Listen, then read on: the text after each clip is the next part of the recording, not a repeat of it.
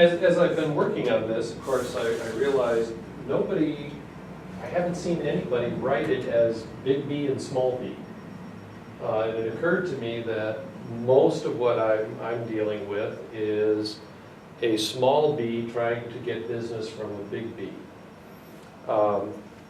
Monday, I think it was, I was doing an interview for a automotive parts manufacturer, and they were asking things like, well, how important is weight to the customer for this? How important is fuel economy? How important is this or that with it? And I'm thinking, why are you asking me? Why? This was I'm sorry, Sean. It was a marketing agency that was, or a large consulting company that was hired to find this information. They're talking to a former automotive person to get the information rather than, why doesn't the person making the thing go directly to the customer and ask them themselves as to what's important? Is that why you have salespeople to go out and get those kinds of answers? So I've always been involved with that to some extent, and so it seemed like a topic that would be useful. I've worked at General Electric, Eaton, and Daimler, and I've had the opportunity in those large companies to actually develop small companies. Somebody that was $15 million a year in sales, grow them by working with them and helping them understand the business that we need, getting to the point where they sold for multiples in different companies and different things. And so, I can trace some companies that were 10 and $15 million that today are part of $26 billion companies as a result of that. This was immensely interesting to me along the way. There is a society in the United States called the Spring Manufacturers Institute. Over 200 suppliers of springs. Everything from a small titanium spring that could go into a heart pacemaker and is made right here in Sherwood, to big springs that are used on locomotives, diesel locomotives, that are the biggest springs I found, that might be made up in Washington or in a lot of things in Illinois. 200 small operators. Most of these are small operations of a few $100,000 to $1 million a year in sales, and then there's a few big people that are $500 million in sales with it. So that was one exposure I got to some small companies and how they're trying to position themselves to get business. Another was that my son and I have looked at buying a business over the last 5 years. We were heavy into it about 2 years ago, but now he's had a son, and so I have a grandson. We have a grandson, and so his interest has gotten a little different. He was the CEO of a $3 million company. He managed to sell that company, and now he's the COO of an $8 million company. So he's in that business of selling to other businesses, and then he and I had the opportunity to look at about 50 different companies that we've looked at to research and decide whether we wanted to buy. And one observation I'd make is a lot of companies in this category were family businesses that were started in the 80s. Ted, when did yours company start? 1953. 53, a little bit. And you've been in it since 72. 72, a little bit longer, okay? But a lot of the companies we were looking to buy tended to be people who had gotten into business in the 80s, and now they're looking to exit, and so they're about 55, 65 years old. Then I look at the present, and I find what I'm doing with my business is I'm trying to focus and get to doing more local consulting with small and medium businesses, or, as we were talking with Zoom, doing things over the internet, because I'm tired of traveling as much. This young lady is very tired of me traveling so much and being away. That's what she tells you. I believe it. I believe it. Then I also do pro bono consulting through SCORE, and I've had the opportunity to work with everything from startups and people who have great ideas and people who just have an idea, to $6 million companies that have operations in Mexico and here in the US, and they're looking to do things. And so I've got some chops, if you will, to talk about this, and then I brought in two experts to talk about, you know, a buyer expert and a marketing expert. So one of the observations I make through all of this is the past is gone. You actually can still advertise in something called the Yellow Pages. It's called Dex, and I get opportunities to pay some money to be in that book, and we get it delivered, and I try to put it in the recycling bin before she sees it. But it's still out there. Ted and Jim, maybe you remember the Thomas Register. I can remember when I first got out of school, you know, somebody pointing that out to me and saying, well, go, you know, you need somebody, go look in that thing. You know, it's still used, actually. It's online. I can get on it with my iPhone. yeah. But it's outdated, and there's so many new sources out there for looking for suppliers other than Thomas Register that it's kind of fallen off the map. Yeah. And another one would be the Better Business Bureau. It's still out there, but what the heck good is it? You know, there are people who are still advertising, you know, member of Better Business Bureau and ascribing to it and things, but it's not the kind of thing where 30 years ago, if I were, you know, going to buy an appliance from a local appliance store or something, I'd check to see if they were a member of the Better Business Bureau and ascribe to it. Today, it doesn't even run on the radar. Here are some examples of web pages. Let me just show one or two to show what still is out there right now today. Another thing that I know, I'm not the expert on websites and how things, but it's mobile. And so some statistics that I've come across recently are 61% of people are using this to look for something. I can count the number of times each week where Susan will say something to me, well, why don't you Google that? And I will just grab this and look something up quickly with this device. People have shorter and shorter attention spans than ever. They don't spend a lot of time, so if they don't see it on that first page, what they're looking for, they're not likely to do a lot of searching beyond that. If they're on a desktop, they maybe do a little bit more. And when you look at winning brands, especially automotive stuff, they're changing what they're doing so that it is an optimized for mobile kind of design. The other is device ownership by age and what people are doing. So if you are 70 years plus, you have a much lower likelihood of having a smartphone. I still know people that still have flip phones. I still know a few people who don't have any phone. I visited a 90-year-old friend of my dad's this week, and trust me, he doesn't have any, I don't think he even has a desktop computer in that house. Laptops, you know, a little bit similar. Get the desktops, and okay, the older you are, the more likely you are to have a desktop somewhere that you occasionally sit at. Tablets, regular phones, you know, it's hard to have a landline phone. We have a phone that looks like a landline phone, but it's actually over Comcast. And so it's different, and you know, my son is very much into the home assistant, he and his wife. They control everything by that, look things up, you know, who did this or whatever, and you know, Alexa is very, very good for that kind of stuff. Auto companies are changing things. 95% of them offer a product video today. 49% have interior photos. Many of them have the 360 types of things to show what the thing is like, and you can, you know, actually take a view. 360-degree views. They used to do a lot of brand comparisons. You know, Chevy is better than Ford, is better than Ram, or something like that. And not so much anymore. That's kind of gone by the wayside. And then, where does social fit in?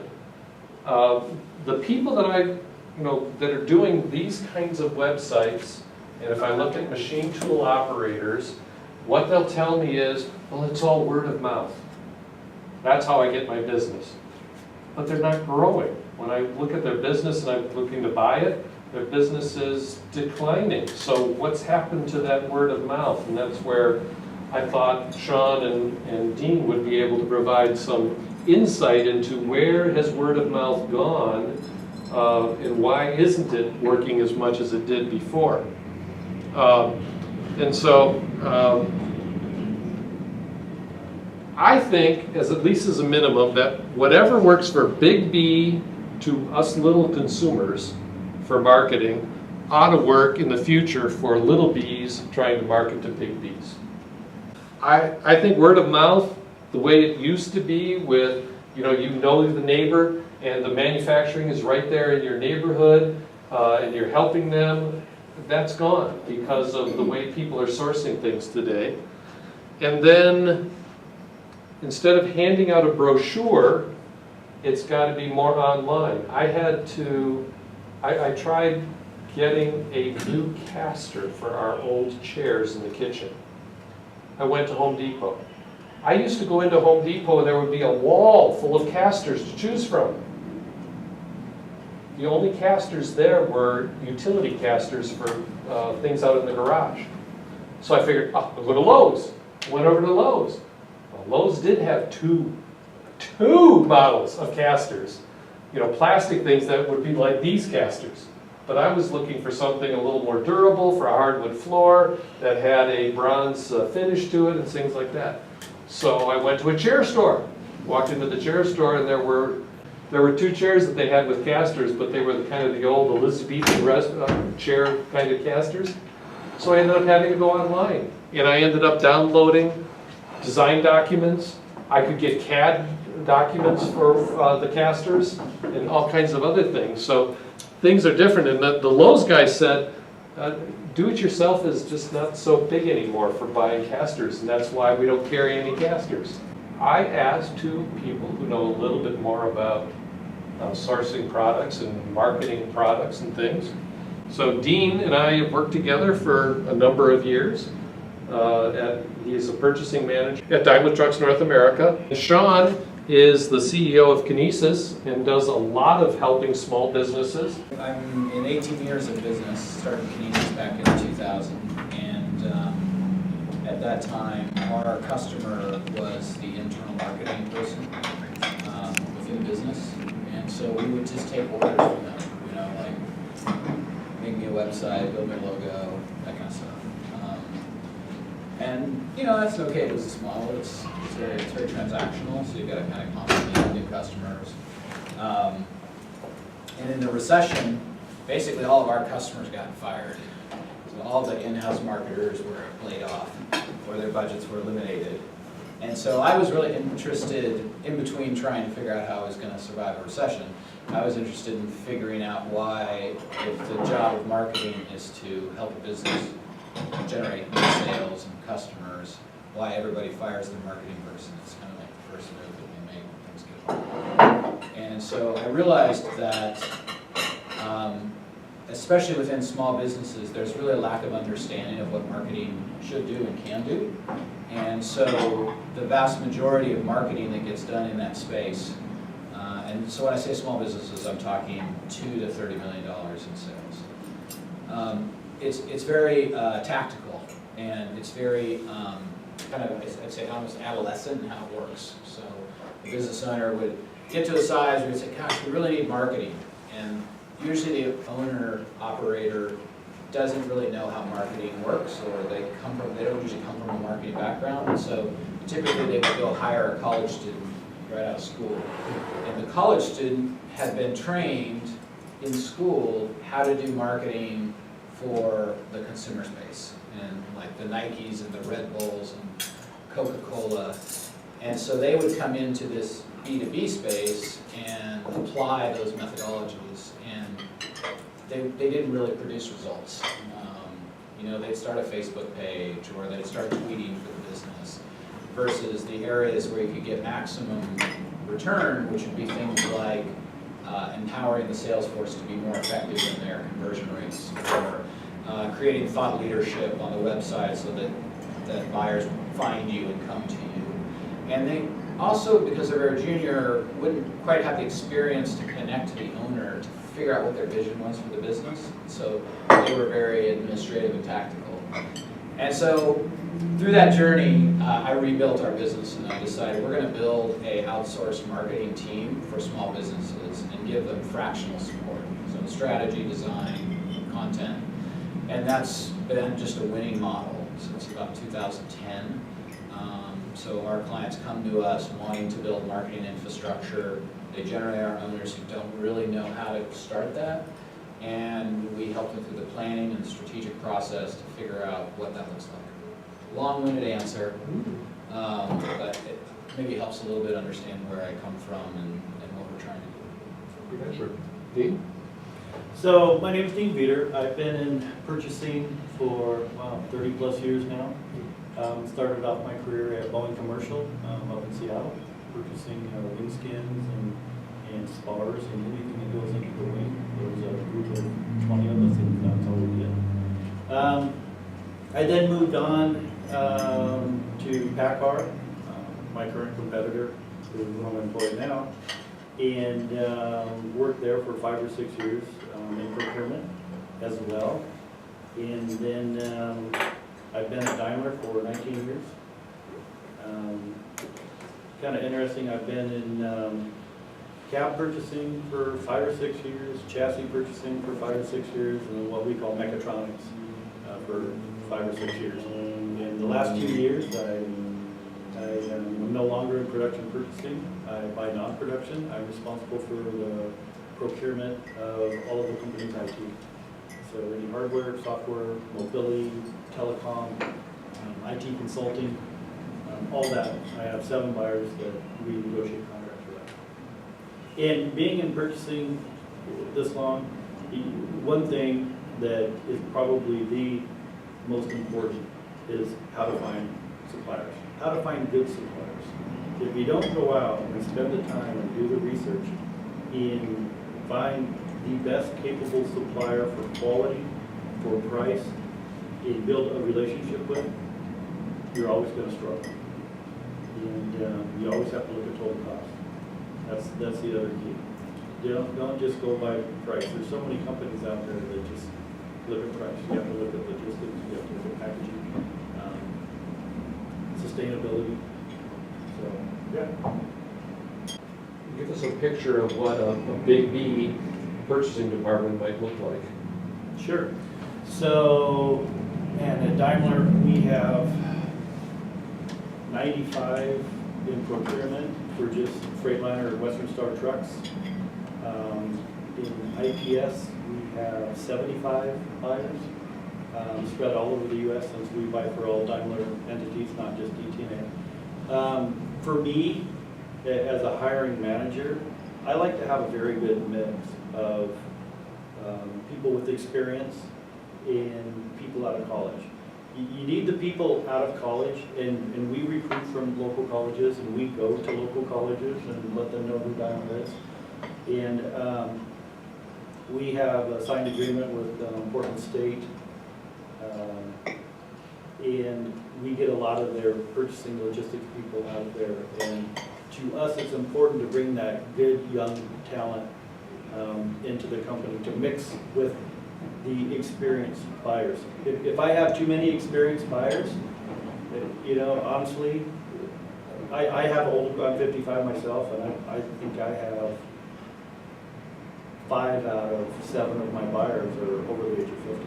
So it's a little too high for me, because the guys coming out of college are very, very good at Excel, PowerPoint, and just, you know, geniuses. Yeah, this is how you do this. It just comes natural for them because they were raised on the computer. Some of the guys that are more experienced have the tribal knowledge. They can tell the younger buyers, oh yeah, you want to do that? Well, here, you know, we have this system and this is how you find it. But the younger buyers have kept up, you know, they're a little bit higher on the technology. So you need a good mix.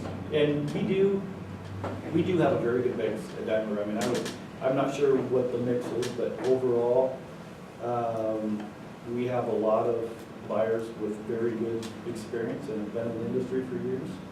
And believe me, we have a lot of new young players, and it's kind of up to both of them to work together to make sure that we all get the job done. Sean, you got into it a little bit when you were talking, but I know I was impressed when, I ran across you initially with the group that was the heating, ventilating, air conditioning company locally. That was a small B, basically selling to big Bs. They were not residential, they were trying to go after large continuing contracts kind of stuff.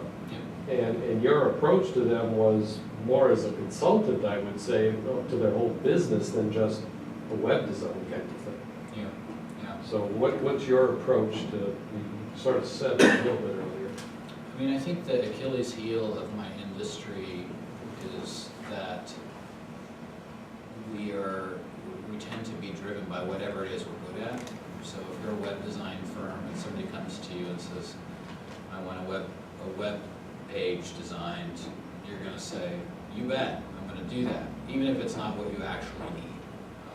And so from a strategic standpoint, I've really tried to divorce us from the tactics and sort of treat those things as, well, we may do this or we may do that, but it's going to be driven by what the business need is. And so in the case of that client, when he came to us, he had 2 lines of business, one of which was losing him money every year, and the other which was making him really large amounts of money every year. And he was focused on growing the one that was losing money.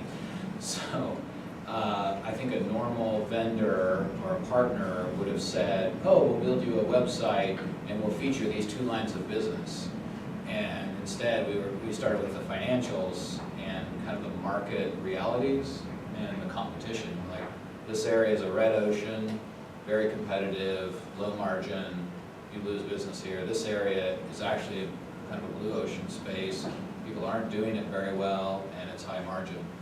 And so a lot of that was a discussion around what strategy we're going to use, and it was eventually to turn them into a service-centric business as opposed to a builder of things business. And that really shifted. You used some sort of a one-page, not the one-page canvas that people talk about, but something somewhat unique to what you do though, right? Yeah, so we build basically one-page marketing plans. I mean, it's a big page. It's like Very big. 34 by 26, so we can fit a lot on it. But It's about the size of that monitor. yeah, it's a blueprint. Like, if you've seen prints, it's the size of a real blueprint.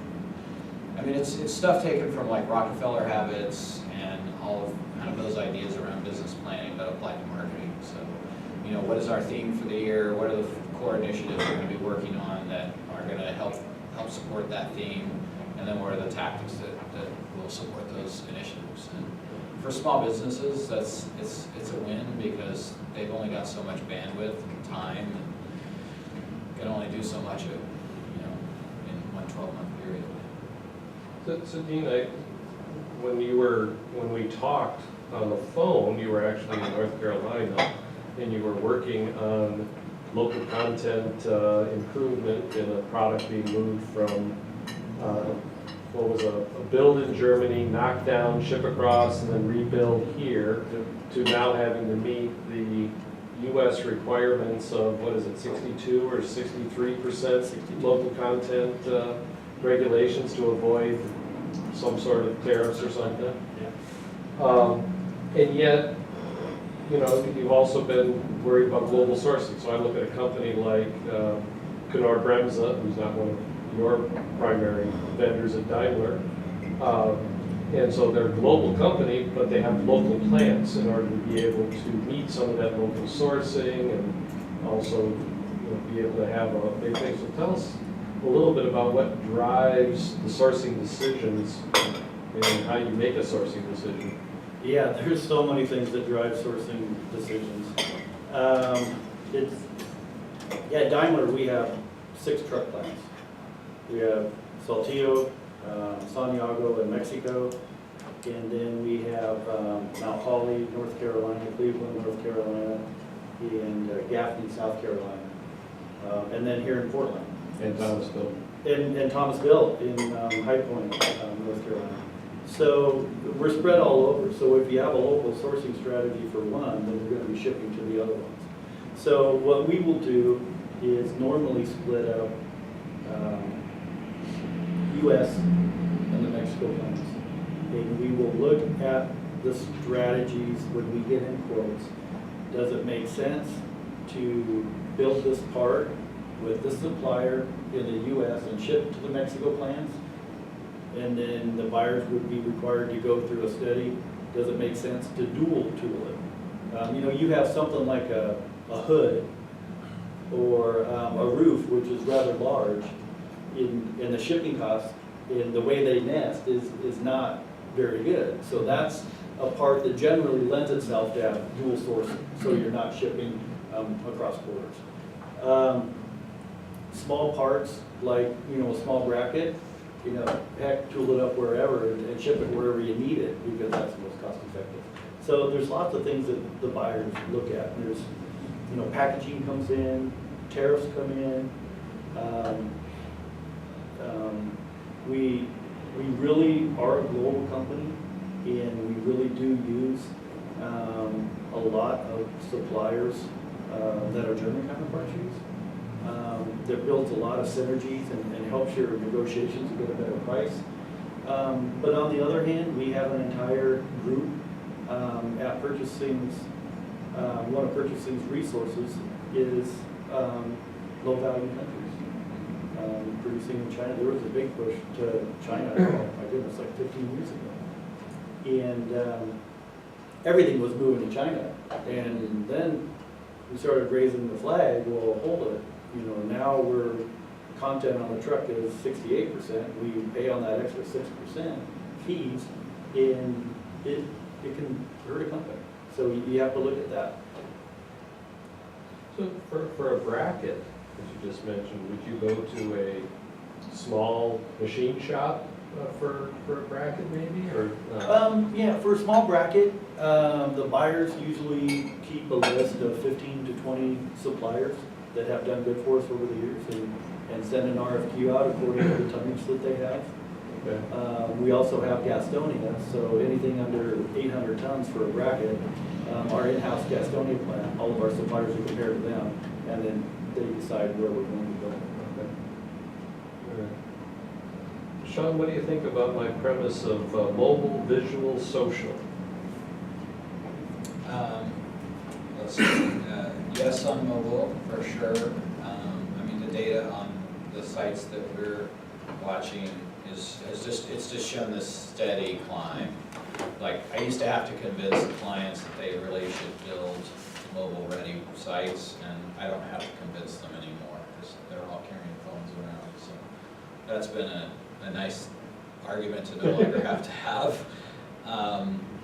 I do think that people who build these websites, companies, like I don't think they're really paying enough attention to the mobile space in terms of, like, they'll do it, they'll cross it off the box. But like I was mobile responsive. Yeah, and that's yeah, okay. and they're done. And I was on a website today, and it was mobile responsive, but the menu actually didn't work on my phone. It was like, so I just left. So I still think there's a little ways to go for businesses to do that. The visual thing, it's interesting. I mean, you showed a bunch of ugly websites. They're everywhere. I mean, it's amazing. And I do think. I think that the buyers, I don't think the sellers give buyers enough credit for what they're really looking for. I think that I'm 46, and I really care about, like, my experience on a website, and if it irritates me, I just leave. And I'm kind of an old guy now, right? Like, I'm getting up there. So, the generation that's really moving into the business space and starting to become managers and so forth, like, they grew up with user experience, right? and the expectation of things being easy.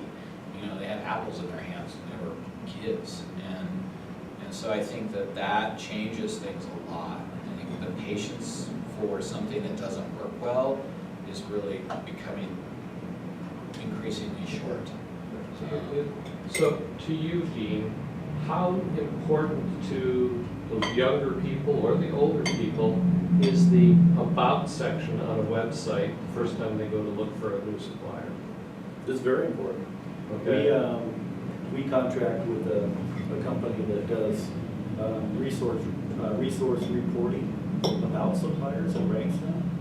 And they give me a detailed chart of what modules my buyers are looking at. And the first thing that pops up is the initial page. Okay. And how many hits So you you have on have that. Google Analytics on what your buyers are looking at. Absolutely. Oh, cool. Yeah, that was what I was telling you, the new ways that we're finding suppliers now. We pay for a service, Okay. and the result is outstanding. I can't give you guys a copy of this because it's all copyrighted, but I brought a sample of one, and we can go through it after the Okay. meeting. It's incredible. Alright. It ranks the top 20 suppliers for that commodity, shows how much ABOB they have, who their customers are, what industries they're involved in, and it even tells you how to negotiate with that supplier. It's impressive. Okay. It's really changed from the old Thomas Register. So, And Sean, how important do you tell your clients the about section is? Well, across every single client we have, the data in terms of analytics is like, I tell every client, that is the #1 page.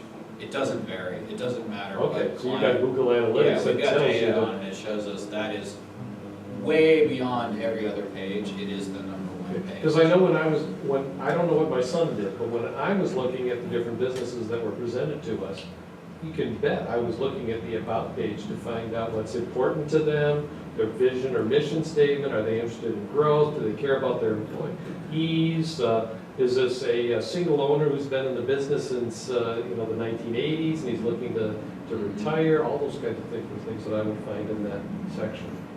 Well, the other thing too that I think is really important, we were talking about workforce challenges. So the unemployment rate is super low right now, right? And it's hard to find good help. A lot of businesses are missing the boat on the importance of the about page from a recruiting and culture standpoint, right? It's the place to tell your story, and candidates are going to go there. That's like the place they're going to go first. And if you don't tell a compelling story, there's no apply somewhere else, and there aren't that many of them. So I think that's kind of an unspoken opportunity that is missed in this space. Does anybody have a more enticing name for that tab than about? Well, most of our clients now, especially if they're humming from a customer acquisition standpoint, what we're building for them are career centers. So there's a separate tab now that's like jobs or career center, and so that's looking to satisfy that audience in a different way. It's tough, when you get outside the word about, it's become such a convention that, like our story, or that it kind of tends to confuse people. So just about. Just about, yeah. Okay. Yeah, I know, it's not very creative. Not innovative. For a marketing guy, but, yeah. Okay. So Dean, if you assign somebody to find a new supplier for you, what kind of directions do you give them, and what do you expect them to deliver back to you? The equivalent of this kind of report now? yeah. So at this point, we have regular buyer training twice a year. But if there's specific directions, I would, number one, want them to research who we currently use and who all of our competitors use, and who is happy with which suppliers.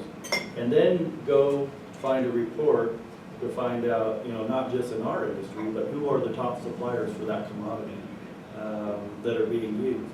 And, unlike the Thomas Register, it never ranked any supplier. People just paid to put their name in there, and you could look up a commodity and find spring suppliers, and you could find 80 of them. That really doesn't do you any good. Now, there are these companies that produce a 60-page report that has different modules with a table of contents, and it tells your buyer about each one of these suppliers. Do they grow, or what's their percentage of organic growth? What is their turnover? How much do they invest in R&D? And they can just run this report and it's pretty much done. And then once they say, here's my analysis, and they put that I found it in Ibis World, that way management knows that that buyer has done all the research for it. So let me ask you a question. Go ahead. Please. I'd like to know how to approach you. You're telling me how you find me. I want to know how I can get you when I'm not on your list. Because if I have to do that, by all your criteria, if I'm not on the list already, it's a low probability of getting on. Absolutely. So I will the discuss thing that. is, if I can't open your door, I don't want to spend any time trying to open it. Yeah, that's, being in purchasing for 30 years, that's one of the single most issues. If you knock on my door, or if you call me and say, hey, I'm a supplier of this, I got your name from You so-and-so. blow me off. Yeah, Absolutely. because we get, Yeah, I know. That's my Hundreds point. of calls So like that's- that. That's why I asked the question. I understand what you just said. I'm asking, how do you do that? If it's just this, now I know. yeah, I game the system and get in that one. yeah. So is that what you're saying? No, Okay. Like you said it before, so I just am repeating back what I heard. what you need, and this really irritates I'm me. either drink heavily or eat heavily.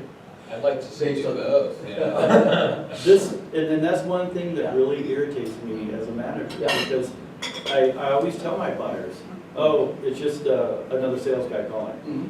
And I always tell my buyers, and it's important that other managers do this, that if you don't answer that phone call and ask what they supply and how good of a supplier, who else do they supply to, if you don't at least talk to them, you're never gonna find opportunities.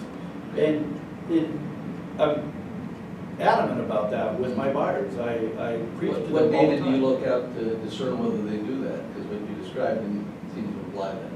We have staff meetings, and that's a regular topic. So they say I did, and you accept that? What can you do? I understand your frustration, Well, no, I and like what it's really you hard. use data to evaluate, you appear to evaluate what they look at, what they search. And so there should be data to suggest they're going outside the box that they're put in. That's my inference that I get. And I don't hear you saying, But we would know that because they have to do what's called an RFQ. yeah. And so when they're going out for an RFQ, they have to list all of the suppliers. And if they don't have at least 5 suppliers that they're quoting, then, hey, this is the same 5 suppliers. You let, where's your low-cost country supplier? Where's your local sourcing? Who else have you looked at between, besides these regular guys? Yes, we do that, but you're right. To cold call, it's very hard to get into these. You want to get into the Daimlers and the Packards. It's hard to get in there, and you almost have to know someone. Yeah, well, okay, then you get to my point. Here's my assertion.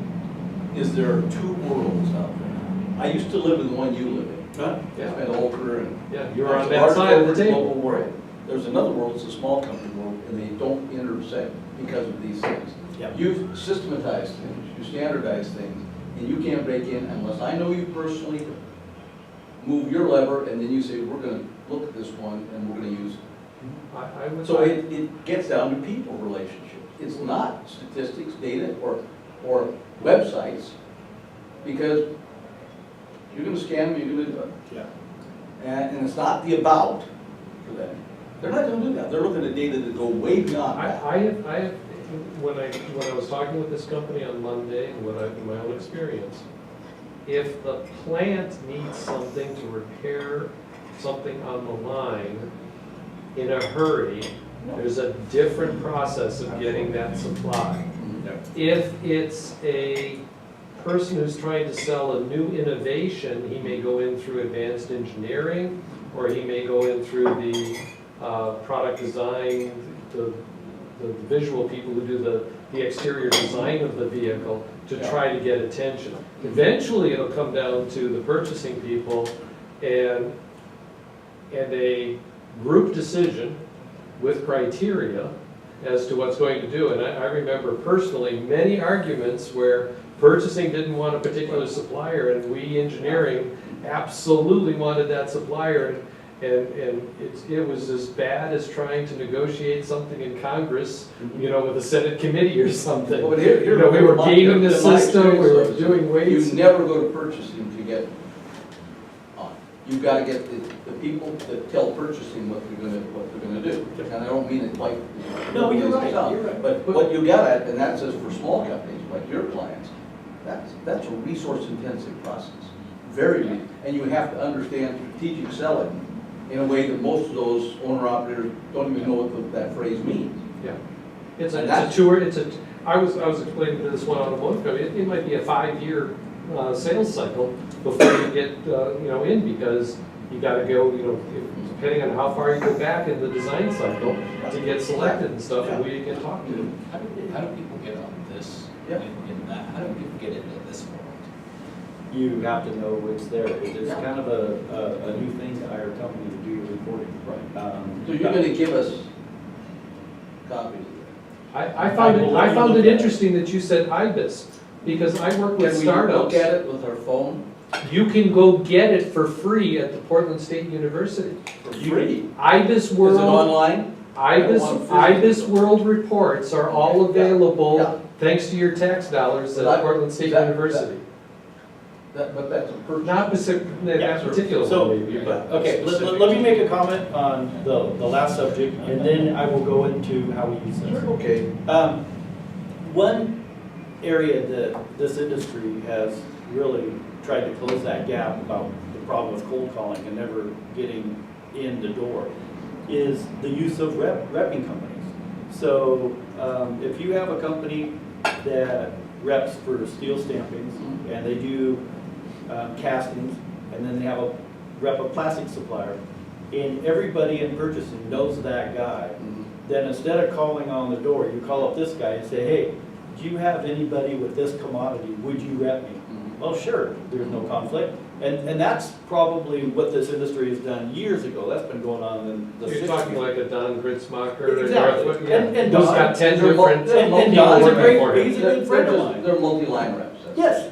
Yeah. They're manufacturers reps, but that has its pluses and minuses. Absolutely. For some industries, that's going away because they don't add value. Exactly. Value adds, In our, you're right, in our industry, in the trucking industry. sounds like it's still active. It's collapsing, it's going away. Okay. Because it's an extra 1 or 2% that they get It's off not the only that, top. but it's an that we extra point of want. communication, there's all kinds of things that used to be required when you didn't have the tools that we use now. Okay. So, yeah, so when you say that, I'm glad you say it's going away, because I see it going away in most industries. And they're hanging on and they're fighting for their turf, and they don't have any turf to fight for. Yeah.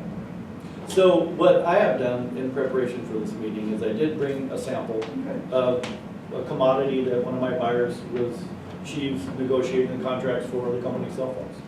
And I have a list of 5 suppliers that 5 reporting companies that you're welcome to write down their names and go on the internet. I'll tell you right now, every one of these guys will give you free reports for 6 months in a trial package. You have to negotiate with them. Then they're gonna come back to you and say, it's $20,000 a year or it's $100,000 a year to use this product. In the amount of money that we are saving by going to this, pays for it tenfold. But we've found it just to help out our buyers tremendously. And I will leave this here for a little bit. You guys are welcome to thumb through it. It's very, very impressive. They have marketing in there. Like, how good a job does the company do at its marketing, the supplier, or? It would tell you, it probably wouldn't help you because Yeah. you're more focused on the smaller companies. Yeah. But maybe you could put, small managed marketing, you could probably put in some keywords. Oh, I see. So, if you look it up, it's gonna come up with the ones that rep Nike, Pepsi, Coca-Cola, Yeah, and it's gonna say all the top ranked, marketing companies. But still, it would lay out, you can look at that, it's just a ton of extra information that really helps your buyers and get the knowledge of who else is out there. Well, what would you do if Martin Dahm, your previous president, he's working with the city of Portland, trying to negotiate for land to get it away from the Port of Portland and be able to do something, and he tells you one of your purchasing objectives for the next 2 years is to increase the content that you get from the Portland, Multnomah County area, because that'll help us get approval of the putting up a building. Sound familiar? Yeah, and that's a tough negotiation to have. But that's where these actually help you, is tell you how to negotiate that. You don't call up, none of us can call up AT&T or Verizon and say, I don't like the prices I'm paying with my phone, I want a better price. They're just gonna laugh at you. So I manage 7,700 phones for Daimler in the US. So we have a pretty good package. You would think that I would have some negotiating power when I go to AT&T with, I think they have 4,000 of our 7,700 phones. Guess what? I got the big hand. So what I did is I went and got a pretty good budget, 100,000 or so, and hired a consulting firm to do my negotiation for me. These are ex-Verizon, AT&T executives that left the company. That's Guess the big what? corporate world. Exactly, It's- and they know how to Every negotiate. palm is getting greased. Well, guess what? We got a 22% reduction on all of our services, and we got 75% off the cost of all our iPhones for the family. Yeah. This is kind of things that you can't just look in the Thomas Register. You can't just, you have to be innovative. And, you know, honestly, some of my buyers were pretty surprised that I found this. You know, So why do you need the buyers if you can outsource? We process a lot of POs. We process. So that's transaction driven, that's not. You need buyers to process those POs. So those are, I pardon the use of the word, those are clerical decisions. When you say process, Two clerical, yeah. five are very strategic. Okay. But you outsourced that negotiations? I outsource it not because you don't have a chance of that negotiation.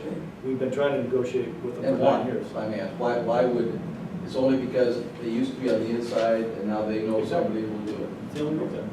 It goes back to our other point. They Yeah. know someone in the So industry. there's still, not necessarily word of mouth, but there's still a place. Well, For it relationships. gets down, you have to know Absolutely. somebody, Yeah. and that's the way that system works. In spite of all the wonderful technology and all the nifty stuff. So Still, Sean, who you know? so Sean, My most- dad, who's a lot older than I am, told me that when I went away to college, and I didn't understand it, I'm still struggling. So Sean, most of what people see with marketing is the big companies advertising on TV to us little consumers. Not even a big consumer kind of thing. Yet, most of the businesses in the world, 25 million of them, only less than 1% are these big companies. So most are single individuals to, Ted, you've got under 100 people, right? 35. They're under 50, okay. You know, a lot more people like that are these little businesses trying to market to. No, I would assert, Somebody. Ted's business at 35 in the small business world is a pretty good sized business. Yeah. Depending But on which- only for a corporate would that be considered small. I mean, in the private equity world, that's low mid-market. Yeah, But that's where most of the little the companies are. yeah. So obviously, the small Bs don't go buy $100,000, 30-second commercials at the Super Bowl. And they don't buy $100,000 services either. So what is it that is similar or different, little B to big B?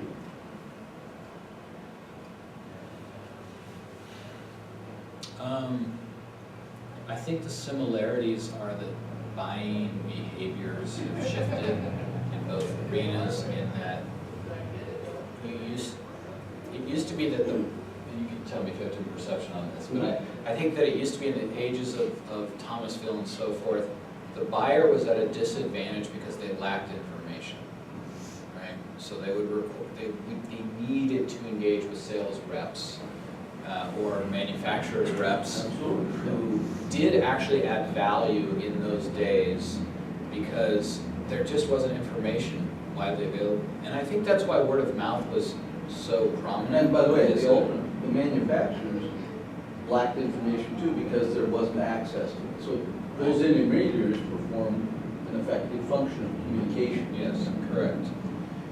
And in the consumer space, I think the same was true, in that you could have a terrible experience at a restaurant or a hotel, and basically you were disempowered, right?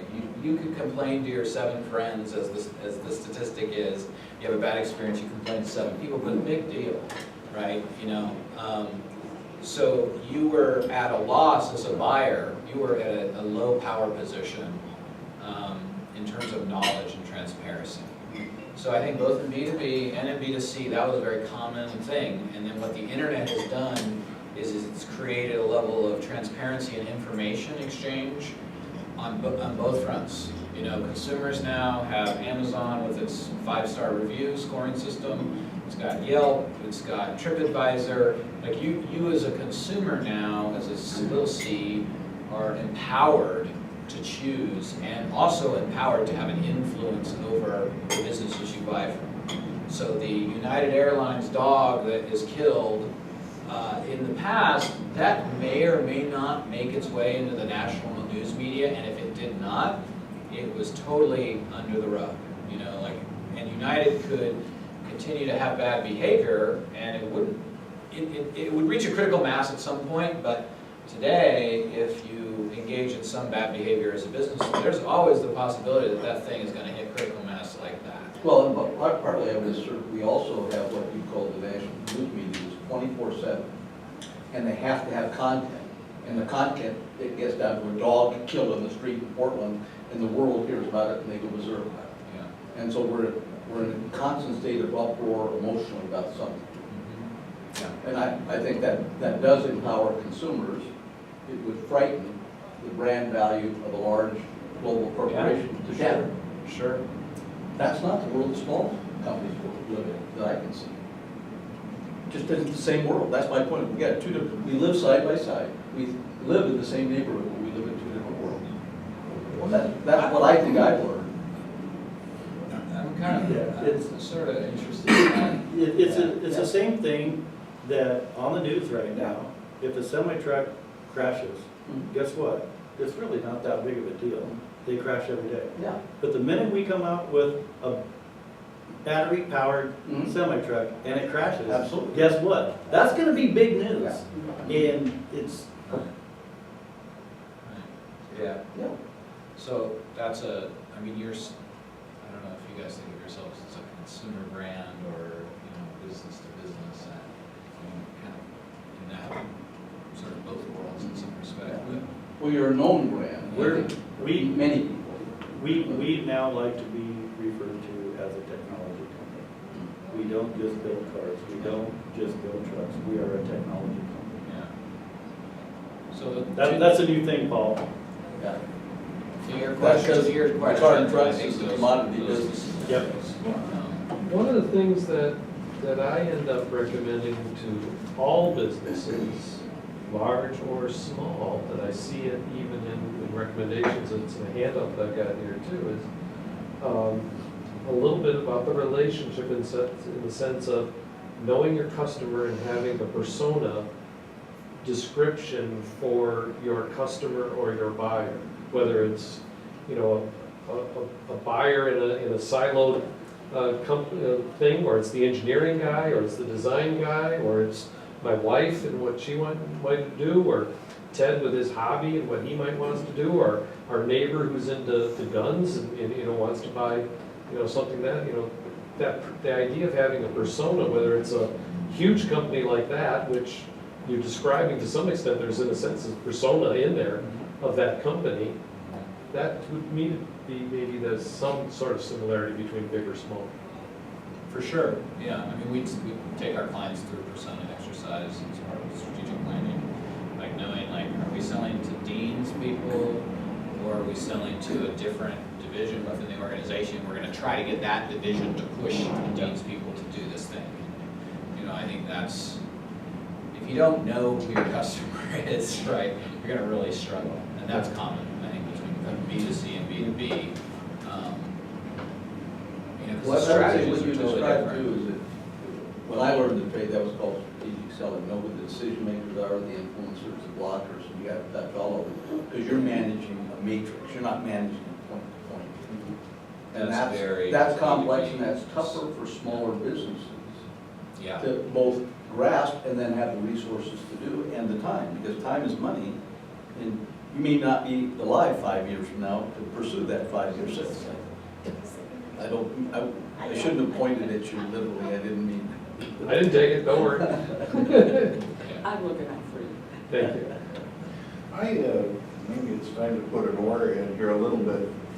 And I would welcome any criticism, anything that you can poke at me, because we've done a lot of soul searching in the last couple of years.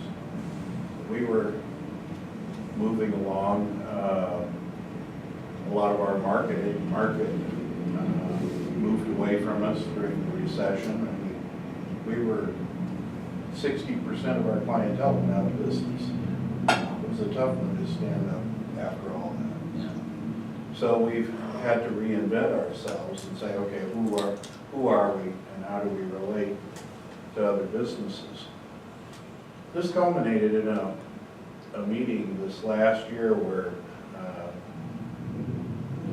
it came out that basically we were slurring our sales efforts with our marketing. They really weren't distinct from each other.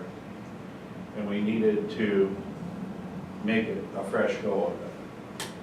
So in our case, we came back and said, we don't look attractive. Nobody can find us. Nobody knows. It's better if the buyer could find us and say, hey, I like what that guy does, rather than me come knock on the door. So we've been knocking on too many doors, and we needed to look more attractive. Okay, so we also came back and said, where's our future? What makes sense? And in our case,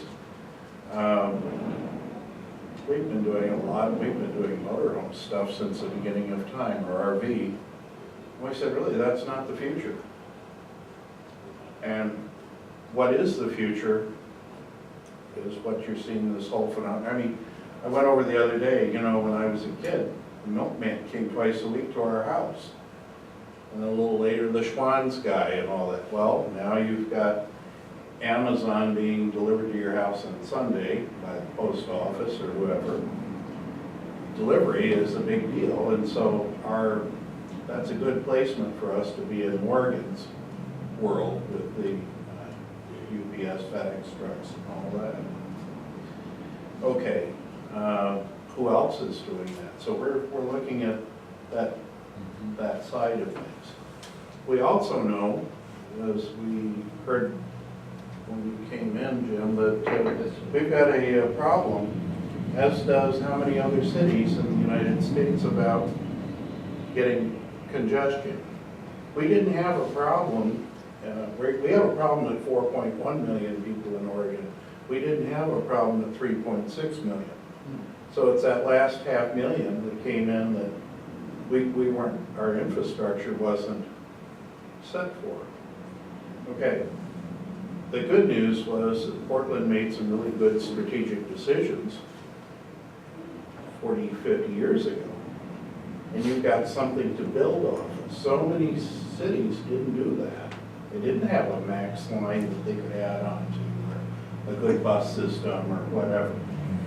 And though it's not perfect, I think in our eyes, public transportation is going to be a big thing, whether it's all the way down to an Uber or up to a big locomotive. So we decided, okay, we needed to be found. We need to focus on transportation, which would be train in our case, light rail and bus. And then we need to bring our little motors that are, we were just kind of dusted off for years. Oh, we use like window lift motors or something like that, a commodity like you would buy in a truck. But we don't do them that way. We do special things with them. make them more universal, yet keep the low unit cost. And so the problem was getting that message out to the right people. So then we made a strategic plan, and I think this guy over here was giving me a little poke along the way. But we decided, you know, we don't go to shows. We just have never done that. We, you know, for that money, we could go knocking on how many doors. Boy, we've reversed that. And now we're learning about going to shows so people can find us. We're also, in our website, we went through company after company, spent literally, you know, you drop $50,000 or $100,000 and you wouldn't get much. It didn't get the message out. Maybe that was because we were throwing it over the fence at them and we weren't as vested in it. Or So- they didn't have a good process to extract from it. Exactly. So we pulled that back in-house and we said, okay, look, we were putting way too much information on our old website. We need to look attractive. We have to bring everybody through the same funnel entrance. And then if somebody's just looking to buy a service part or they have something they're fiddling with over there to the shop, and then everybody else, we're looking for the purchasing guy and the engineering manager. Okay, so we have to look attractive to those two people. And unfortunately, in our experience, you see, when we're like in the bus world, and I'm not talking like Thomas, this is more like the Gillings and whoever, very often these two guys cancel each other. Oh, he wants it, but he doesn't want to pay for it. And so we find ourselves, now we're trying to look at who is a little higher that can say, I want that. Okay, so we're working on that case. We're not real good at it yet, but we're working on that case in our web, our efforts. So this is where we are right at the moment. We haven't had a long time and a long track record of transformation to that type of thing. But we seem to be getting found right now. The Buy America content is a huge deal in transportation. So we have 3 motor manufacturers that make things for us in Korea. We own the tooling. But now we're going to be building motors here in Oregon. How to get our content up. And little by little, we're focusing, I guess I could say we're very focused on what we want to do in the wiper world. The motor side of it is we want to just look attractive and see who finds us right now, because we don't know literally who, there's so many robotic things happening so quickly. We come with encoded motors and all that, we just don't even know who it would be. So here you have my whatever in a short whoopee, but put on the gloves and box that. What you gotta do. Well, I might ask Sure. the question earlier, what business do you think you're in? And should you be in either one of those, one of them or none of them? Don't know. Oh, between the two? Yeah, you just described, Yes. essentially, you sort of described 2 businesses. Well, As products, which is always the classic thing, don't describe your business as a product, describe it as something else, but I don't know, because I don't know your business or anything, but I think that's the dilemma for almost every small business. we had the dilemma, again, this came from our history, when the recession came, you know, you couldn't sell an RV anywhere. But that wasn't the first recession. I've been around for a long time. But it was a fairly harsh one. It was the worst. It wasn't the first, but it was the worst. Well, I would assert this, I wasn't around for the first one, but I called that the second Great Depression. We're just not honest with ourselves. Oh, okay. As a society, we Yeah. use euphemisms to make it sound not quite as bad. But it was a depression. Well, we went through a number of bankruptcies. One that Yeah, Monaco was down, right. in Junction City. They went bankrupt twice on me, then they finally just became just a name. Okay, That hurt a few of our suppliers as well. well, you know, and it taught me a lot, you see, because I was too centered in that one industry. So we had to become a little more diverse. And we noticed that our little gearhead motors were relatively inexpensive, so maybe they could fit some other places. And so we cross-insured our business that way. And then funniest thing, the little motors started rising up all on their own. But we haven't been able to get that message out. Now we're working a lot harder. A lot of work went into our illustrations and da-da-da-da-da-da. You can look at our website and say whatever. But we are getting maybe some more hits now. We had our analytics when we were looking at who was coming to our site, how many lost carts and this, that, and the other, and so on. It was dismal. It was bad. So we really needed to up it. In our case, we went with a CAN program this time rather than a custom program. I'm sorry, no offense, but we went with Square because they would keep it up. Right, yeah. Okay. That's totally the right way to go for what you're describing, honestly. And When you're trying to prove something, like, can we Yeah. make this work?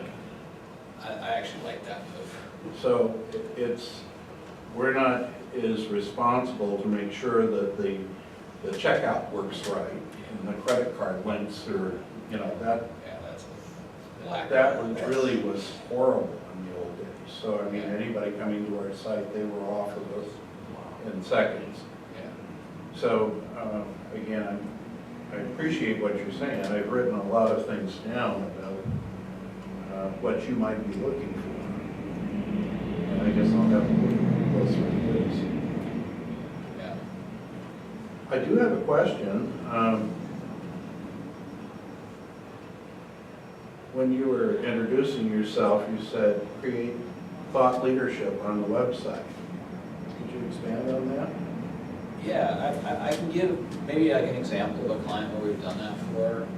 So when I say thought leadership, I mean you're out in front around a subject and creating content around that subject to where it makes its way out into the universe and people consume it. So like somehow it's an article that ends up in front of you, or more likely in front of an engineer, about some really interesting use case, as an example, in your industry, where it makes its way into an organization as without you selling them, right? Like that's kind of like the best position to be in when you're really leading the charge on an idea. It's like having Oprah read your book.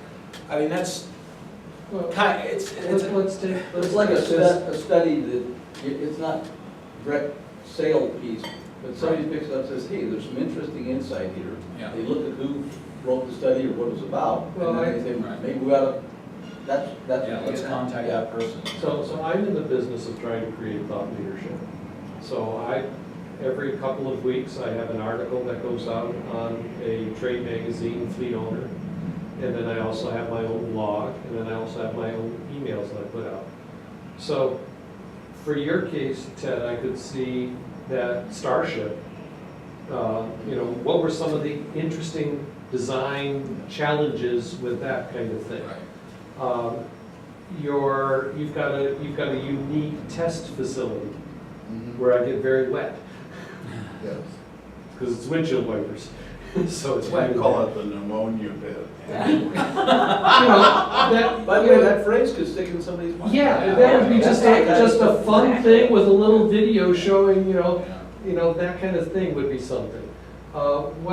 You've highlighted motors, and we could go back, I asked you if you were in the sensor cleaning business, but are you in the repetitive actuator business? And it doesn't matter that it's a windshield wiper or a robot arm going back and forth, or a standard industrial machine for food processing or something in the US that's Mhm. some sort of a repetitive motor thing, maybe is what your thing is. I would say Sean, that it is not telling me all about the award ceremony you had for your employees this week and some other things. That's not thought leadership. Yeah, so to your thing about personas earlier and how that ties into thought leadership. So we had a client down in the Bay Area who, back in the recession, wanted to build high-performance homes. And what a high-performance home is kind of varies by definition, but in general, it uses less energy than you have to put in it. So it'll have solar arrays, high levels of insulation. There'll be an HRV, which is a heat recovery ventilator, so it cycles in fresh air, but without losing the heat. So he's really interested in this technology, and his hypothesis was that eventually Facebook and Google were going to IPO, and we're going to make a lot of rich engineers who wanted to buy homes. And that those rich engineers would be really attracted to the idea of a high-tech home. And we're like, I think that's a really great idea. And so what we did is we said, that's our persona, is the nerd engineer from Facebook and Google who's got money. And that's our buyer. Where are they going to go to get information about nerdy stuff? They're going to go Google, right? And the even better part is most home builders are not savvy at thought leadership.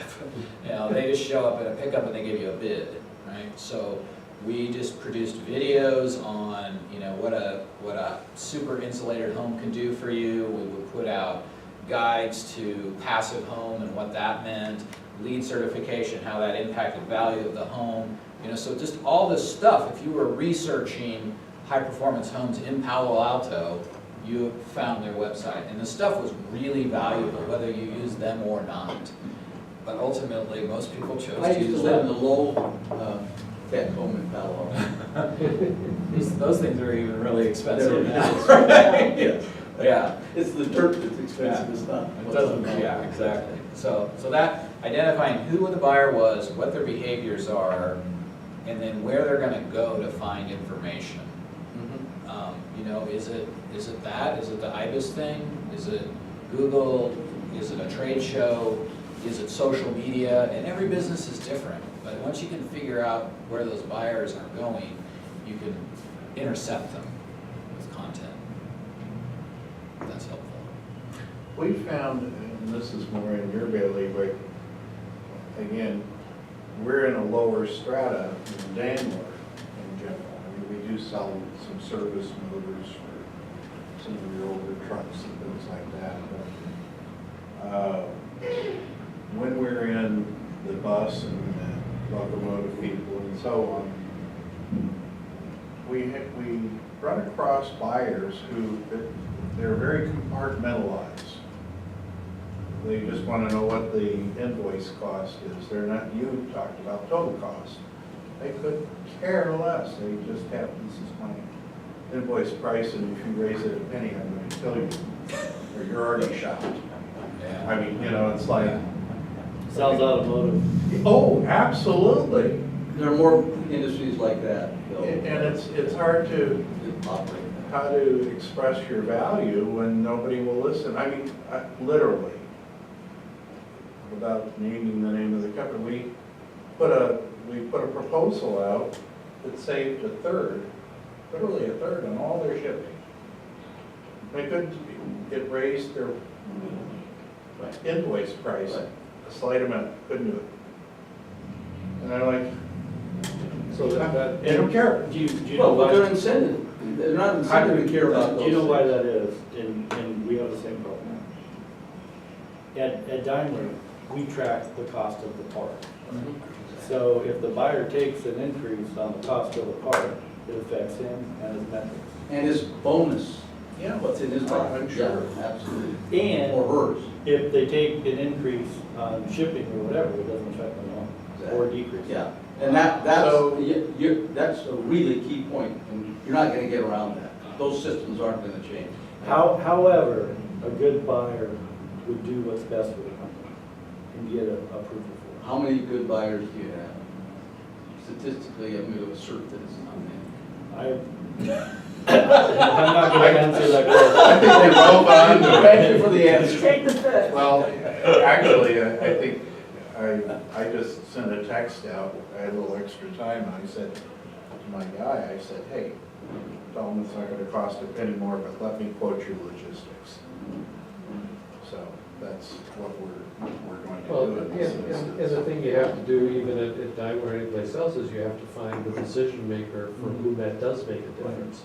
Or it may be a team of people who have to do it, because the logistics might fall under the traffic manager who's in the operations department, and he's got his own requirements to improve things, and you gotta get two people to agree with the stuff. And Paul, I mean, that sounds good, but in reality, that isn't the way humans work. So the reality is, I would say, that's a fool's errand to try to do that. You're gonna waste a lot of time, your time and energy, and you're not gonna get where you wanna go. Because the systems are built that way, compartmentalized. People are driven by what gets in their pocket. I'll tell you a story. The company I run over here in Vancouver, we supply a very large global consumer products company for, it's a tiny, tiny little, it's minuscule, it's less than rounding error in their financial statements globally. Their purchasing manager in China. They're headquartered in the UK. We're based here in a little teeny building in Vancouver, Washington. Purchasing manager says, I don't care the value to anybody else. I went to college with one pair of blue jeans, washed them every night when I came home. I want money in my pocket. I get money in my pocket by getting a lower price from you. And if you want to do business with me, you're going to lower your price every year if you want to stay doing business. Yeah. Appreciate the fact that she was honest. That's all. Now, my view is, okay, we got outsmarted. Now, we're fortunate. We've taken share from our Chinese competitors in this area. And so I'd say we figured out, we understand this customer, we understand our economics needs, we know what we can do and we know what trade-offs. And I believe they will not switch from us because there's no supplier in the world that will do what we do for them. But this is the tough part. I mean, I don't want to disabuse you of all your optimism and hope. But I've been there and done that on both sides of the equation. I've never been purchasing manager, but I've tried to talk with a lot of them and everything else. And sometimes the world is what it is, not what we want it to be. And you've got to think about where you're going to win, not where you'd like to win. So, again, I'll come back to you. 3 or 4 weeks ago, the news was picking up on the tariff scenario. You have steel and aluminum in your company all over the place. How are those guys and how are they going to handle that when the vendors come in and say, I've got to have an increase? What is the thinking within Daimler? How do you deal with a problem like that? You say, okay, how much? Or do you try to rub it down? Well, I mean, our job is to not allow any price increases. However, at the end of the day, when the supplier comes in, you have to evaluate. And then we would use reports, and we track steel costs every day. We track aluminum every day. And we give increases and decreases for tracking, and we go along with that. And we allow suppliers to change pricing once a quarter due to fluctuations in the market. Yeah, so you have a supplier cost-based price change.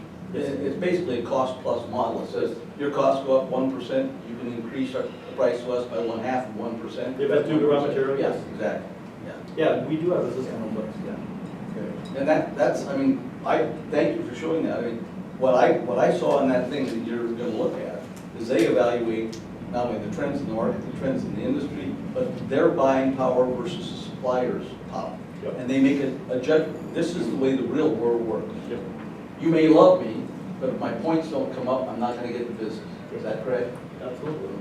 Thank you for the discussion. Yeah. I will say that I remember 2002 when Reiner Schmugler came in and we had to go to our big customers and ask for a price increase, Right. not just ask, sort of demand a price increase.